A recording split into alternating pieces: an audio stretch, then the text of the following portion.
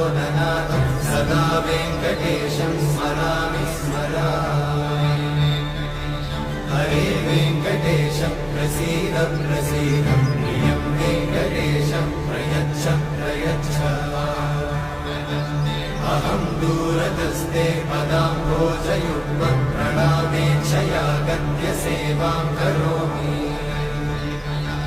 सकृत्सेवया नित्यसेवाफलं त्वं प्रयच्छ।